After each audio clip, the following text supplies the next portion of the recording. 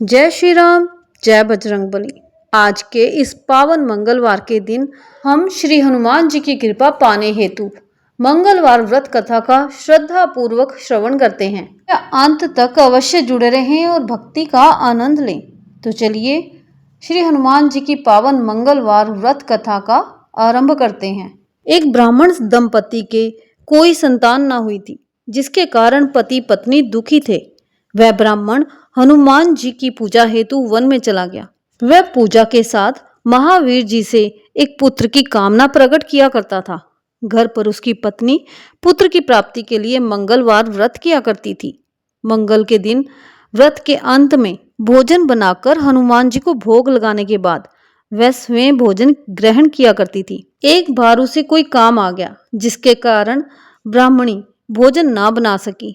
तब वह हनुमान जी को भी भोग नहीं लगा सकी।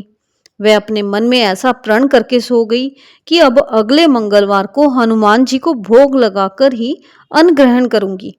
वह भूखी प्यासी 6 दिन पड़ी रही।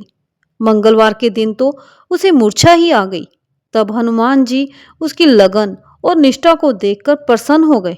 उन्होंने उसे दर्शन दिए और कहा, मैं तुमसे अति प्रसन्न हूं।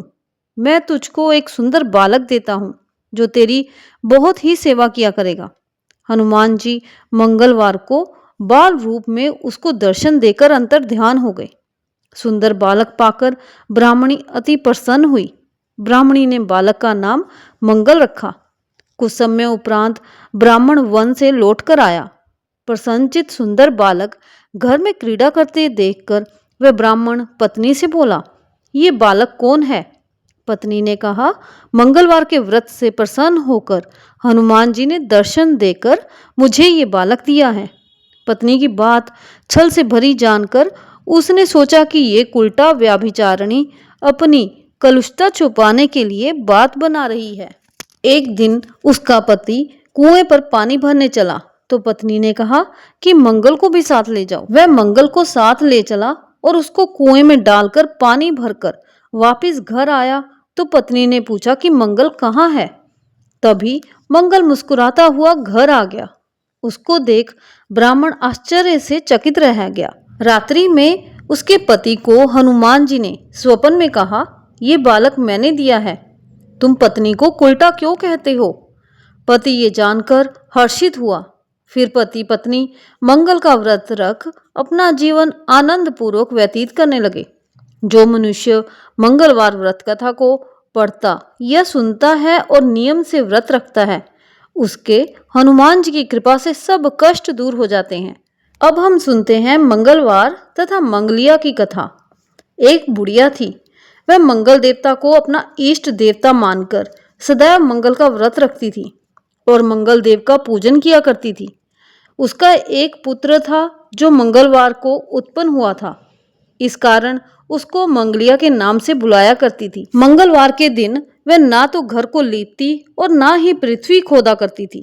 एक दिन मंगल देवता उसकी श्रद्धा की परीक्षा लेने के लिए उसके घर में साधु का रूप बनाकर आए और द्वार पर आवाज दी। बुढ़िया ने कहा, महाराज क्या आज्ञा है? साधु कहने लगा कि बहुत भूख लगी है, भोजन करना है। भोजन बनाने के लिए तो थोड़ी सी पृथ्वी लीप दे तो तेरा पुण्य होगा। ये सुनकर बुढ़िया ने कहा, महाराज आज मंगलवार की व्रती हूँ, इसलिए मैं चौका नहीं लगा सकती। कहो तो जल का छिड़काव कर दूं, उस पर भोजन बना लें। साधु कहने लगा कि मैं गोबर से ही लिपे चौके पर खाना बनाता हूँ। बुढ़िया ने कहा, पृथ्वी लिपन के सिवाय और कोई सेवा हो तो मैं सब कुछ करने के वास्ते उद्यत हूँ।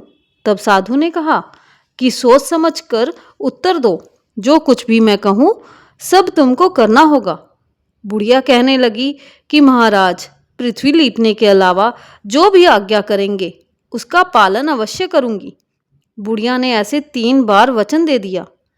तब साधु कहने लगा कि तू अपने लड़के को बुलाकर औंधा लिटा दे, मैं उसकी पीठ पर भोजन बनाऊंगा। साधु की बात सुनकर बुढ़िया चुप हो गई। तब साधु ने कहा, बुला ले लड़के को, अब सोच विचार क्या करती है? बुढ़िया मंगलिया मंगलिया कहकर पुकारने लगी। थोड़ी देर बाद लड़का आ गया। बुढ़िया ने कहा, जा बेटे, तुझको बाबा जी बुलाते हैं। लड़के ने बाबा जी से जाकर पूछा, क्या आज्ञा है महाराज? बाबा जी ने कहा कि जाओ अपनी माता जी को बुला लाओ। तब माता आ गई तो साधु ने कहा कि तू ही इसको लिटा दे। बुढ़िया ने मंगल देवता का स्मरण करते हुए लड़के को औंधा लिटा दिया और उसकी पीठ पर अंगीठी रख दी। कहने लगी कि महाराज, अब जो कुछ आपको करना है कीजिए, मैं जाकर अपना काम करती हूँ। साधु ने लड़के की पीठ पर रखी हुई अंगीठी में आग जलाई और उस पर भोजन बनाया। जब भोजन बन चुका तो साधु ने बुढ़िया से कहा कि अब अपने लड़के को बुलाओ, वह भी आकर भोग ले जाए। बुढ़िया कहने लगी कि ये कैसे आश्चर्य की बात है कि उसकी पीठ पर आपने आग जलाई और उसी को प्रसाद के लिए बुलाते हैं।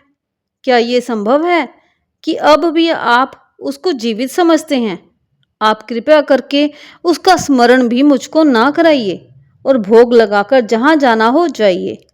साधु के अत्यंत आग्रह पर बुढ़िया ने ज्यों ही मंगलिया कहकर आवाज लगाई, त्यों ही एक ओर से दौड़ता हुआ वह आ गया।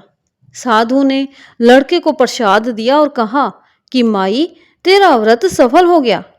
तेरे हृदय में दया है और अपने इष्ट देव में अटल श्रद्धा है, इसके कारण तुमको कभी कष्ट नहीं पहुंचेगा। बोलो मंगल देव की जय, बजरंग बली की जय।